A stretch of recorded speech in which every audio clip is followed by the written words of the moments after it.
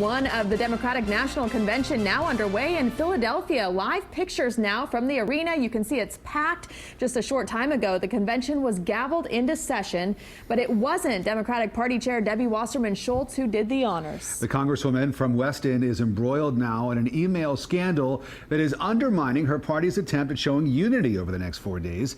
CBS 4's David Sutta is live in Philadelphia with more tonight. David. Yeah, if you were interested in what was happening at the RNC in Cleveland, this is going to be perhaps even worse. It is very active here, very live. The Bernie Sanders delegates are making their voices known, and they're definitely taking action. This morning, they started with Debbie Wasserman Schultz. She was supposed to gavel in here. Instead, she ends up nowhere to be seen here in Philly. They gave the honors instead to Baltimore's mayor and the DNC secretary, Stephanie Rawlins Blake. Take a look at what happened, though, when she had to gavel in. I hereby call the 47th Quadrennial Democratic National Convention to order.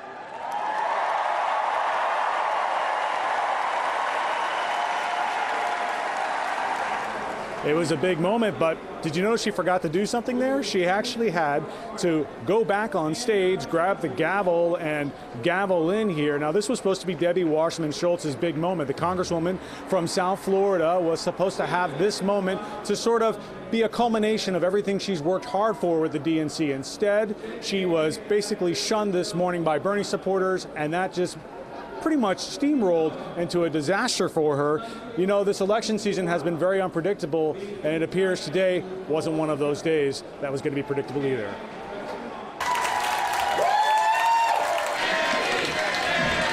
After a weekend of making headlines, South Florida Congresswoman Debbie Wasserman Schultz finally made a public appearance Monday morning.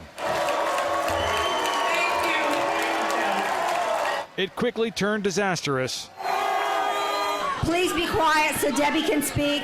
The breakfast for Florida's delegates becoming ground zero for Bernie Sanders supporters, angry over the trove of emails that confirmed DNC staffers conspired against them during primary season. We know that the voices in this room that are standing up and being disruptive, we know that that's not the Florida that we know. The Florida that we know is united. Wasserman Schultz was clearly uncomfortable, the room far from the unity Democrats are looking for this week. She rushed off the stage and out the door under the protection of Philadelphia's finest. Love you, Madam Chair.